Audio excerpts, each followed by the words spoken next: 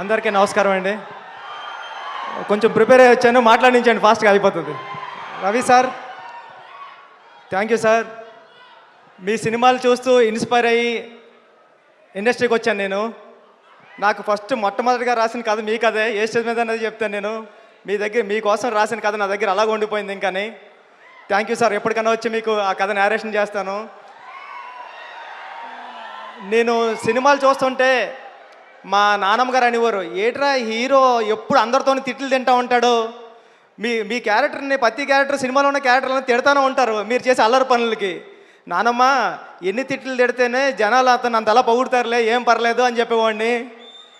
మీరు ఇంత పెద్ద స్టార్ అయ్యారు. ఈ ఇరుముడి సినిమా టైటిల్ నుంచి కూడా చాలా పాజిటివ్ వైబ్ ఉందండి. అప్పుడెప్పుడో అయ్యప్ప స్వామి మహత్యం అనే సినిమా వచ్చింది, శివ గారు, శరతబాబు గారిది, చాలా పెద్ద హిట్ సినిమా. అలాగే ఈ సినిమా కూడా చాలా పెద్ద హిట్ అవ్వాలని మనస్ఫూర్తిగా కోరుకుంటున్నానండి. శివన్న, మీకు నేను మీ మ్యూజిక్కి, మీ డైరెక్షన్కి నేను చాలా పెద్ద ఫ్యాన్, చాలాసార్లు చెప్పాను ఇది. ఈ సినిమా కూడా మీ కెరీర్లో చాలా పెద్ద హిట్ అవ్వాలని మనస్ఫూర్తిగా కోరుకుంటున్నానండి. జీవి ప్రకాష్ గారు, మీ గురించి రెహమాన్ గారు చాలాసార్లు చెప్పారు పెద్ద జరిగేటప్పుడు. మీరు చిక్కుబొక్కు రైలు ఆ పాట ఉంది కదండి, దాంట్లో చిన్నపిల్లవాడు పాడతాడు కదా చిక్కుబొక్కు రైలు అని. ఆ పాట పాడింది జీవి ప్రకాష్ గారే. సినిమా పాట స్టార్టింగ్లో వస్తూ ఉంటుంది, చిన్న కిడ్ది 4 years ఏజ్లో అప్పుడు పాడాడంట. రెహమాన్ గారు చెప్తూ ఉంటారు, చాలా మంచి మ్యూజిక్ టేస్ట్ ఉంది, నువ్వు ఎప్పుడైనా వర్క్ చేయని. మీకోసం వెయిట్ చేస్తున్నా అండి, ఎప్పటికైనా ఒకసారి వర్క్ చేయాలి మీతో కలిసి.